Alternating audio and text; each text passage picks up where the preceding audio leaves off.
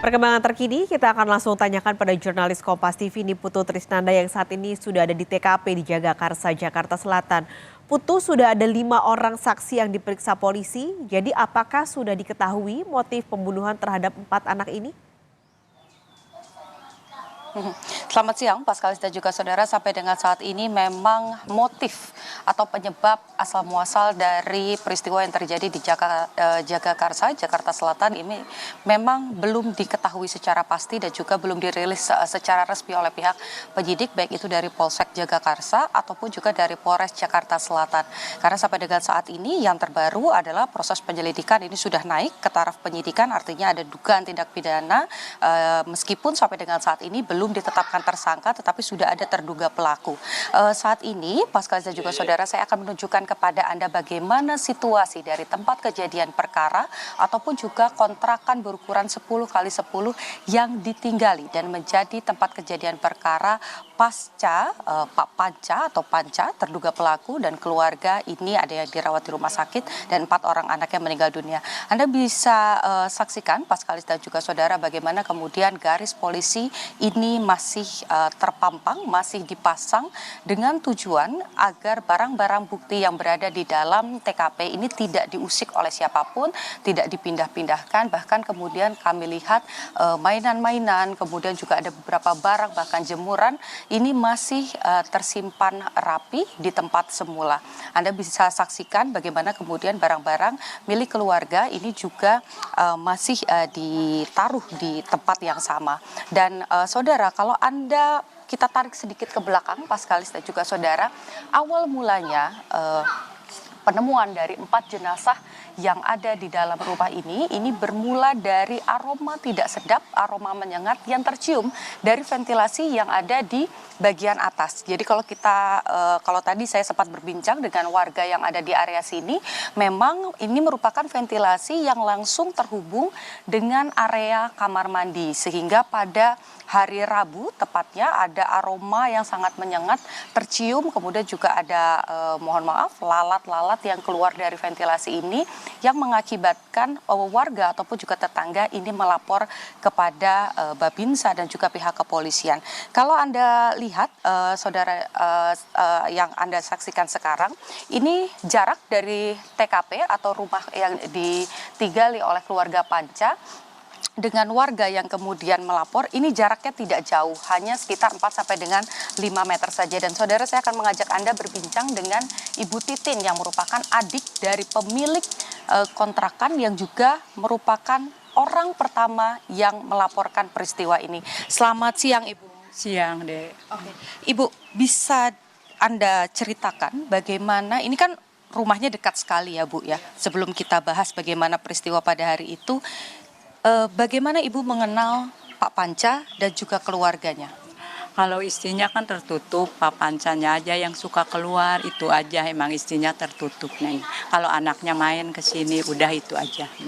Tapi sempat ada komunikasi atau berbincang dengan Pak Panca sehari-hari? Enggak, Pak Panca lewat nyapa doang gitu. Udah gitu doang, anaknya main di sini udah diambil. Itu doang yang Ibu tahu. Tinggal di sini sudah berapa lama ya Pak Panca? 1,5 tahun ada. Ibu, kita tarik sedikit ke depan, kita tahu bahwa peristiwa yang kemudian selain ditemukan jenazah, ada juga KDRT pada hari Rabu. Bagaimana saat itu Ibu menyaksikan peristiwa pada hari Rabu itu, Bu? Enggak, KDRT-nya hari Sabtu tanggal 2, jadi pas Ibu lagi di depan, lagi berdiri, adanya datang, mau ngejemput kakaknya, emang dia yang nganterin pergi ke kantor. Lama kan gak dibuka, dipanggil-panggil, pas di pintunya didorong dah sama dia, itu lagi KDRT sama suaminya, Pak Panca. Nah pas itu udah dia tuh manggil ibunya dulu, suami istri datang. Baru ibunya manggil ibu, lah ibu masuk ke dalam. Pas dilihat ya udah lagi megangin perut istrinya di kursi panjang, megangin ininya pada bonyok gitu. Ada benjolan dah, udah gitu. Nah, tapi Tapi sebelumnya karena ini rumahnya juga sangat berdekatan, sering mendengar ada pertengkaran ataupun ribut-ribut dari dalam rumah nggak? Nggak pernah, Ibu, sepi emang. Nggak pernah ada ribut-ribut, anak kecil nangis doang gitu. Tapi nangis juga nangis, namanya anak kecil ya, minum apa kayak gitu doang. Nggak ada pertengkaran apa gimana, nggak ada. Nggak pernah denger, Ibu. Nah, setelah peristiwa KDRT di hari Sabtu, ibunya kan dibawa ke rumah sakit. Nah, anak-anak itu tinggal bersama Pak Panca. Iya, anak-anak tinggal bersama Pak Panca, tapi nggak ada gimana-gimana, emang dia deket sama papahnya tuh anak-anak gitu. Ya itu hari Rabu pagi ibu nyium bau bangke. Nah ibu buka nih plafon ini, taunya nggak ada tikus. Ibu kan sangkaannya bau tikus ya, bangke tikus. Pas udah siang kira-kira jam 8 jam 9 ini di sini lihat lalat pada hijau. Ibu lapor sama empok bahwa di sini bau gitu, tolong diituin. Dia datang ke sini. Nah, udah gitu yang punya kontrakan bilang suami ibu bilang ke Pak RT, tolong gitu mau dibuka pintu disaksiin itu. Udah itu pas dibuka pintu itu yang nemuin abangnya Pak Panca itu meluk di WC. Yang nemuin abangnya. Terus yang nemuin itu mayat anak-anak, adeknya, istrinya itu. Nah, Bu, betul ada masalah ekonomi ya keluarga Pak Panca ini sampai menunggak kontrakan? Iya, itu faktor ekonomi ya, Neng. Kontrakan nunggak 4 bulan, mau 5 bulan ini gitu. Jadi bisa diceritakan Ibu menunggaknya sudah 4 bulan. Kalau yang Ibu tahu baik Pak Panca dan istri ini bekerja apa ya, Bu? Istrinya katanya kantoran, ditanya tapi ibu nggak tahu kantornya di mana gitu, nggak ngerti gitu doang sih, kantoran gitu. Kalau suaminya memang nganggur, dari pindah ke sini udah nganggur, Neng. Baru seminggu nyupir taksi tuh, ya itu doang. Terima kasih banyak Ibu penjelasannya untuk penonton Kompas TV. Dan tadi Pas Kali dan juga saudara, kalau yang berdasarkan pernyataan dari warga, bukan hanya Bu Titin saja tetapi juga dari Pak RT setempat, ini juga menyatakan hal yang sama bahwa keluarga Panca ini mengalami kesulitan ekonomi, di mana kemudian ada kontrakan yang sudah menunggak selama hampir 5 bulan. Kemudian juga kalau kita lihat dari perjalanannya sendiri sebelum mengontrak di kawasan ini sudah 1,5 tahun, tetapi sebelumnya semenjak COVID-19 Panca juga kehilangan pekerjaannya, sementara sang istri yang sebelumnya sempat bekerja sebagai pegawai swasta 5 bulan ke belakang ini juga kehilangan pekerjaannya, sehingga itu menjadi faktor yang dicurigai menjadi penyebab adanya pertengkaran atau konflik antara Panca dan juga sang istri.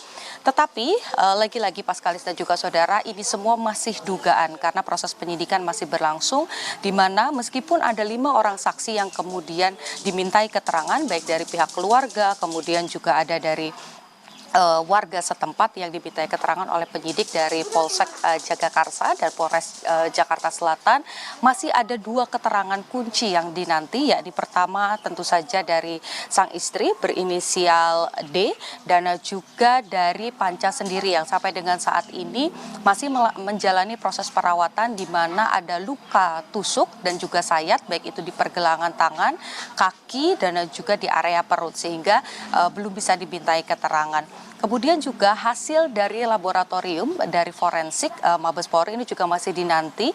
Ada 2 tes yang masih dinanti, ini tes DNA, kemudian juga tes toksikologi. Jadi apakah kemudian ada racun yang digunakan ataupun juga hal-hal lain yang mencurigakan ada di dalam tubuh korban, ini juga masih ditelaah. Jadi nanti setelah hasil laboratorium, kemudian pemeriksaan saksi-saksi dan olah TKP lanjutan ini sudah dilakukan secara menyeluruh, baru nanti pihak kepolisian bisa menentukan apakah terduga pelaku Panca ini akan beralih statusnya menjadi tersangka.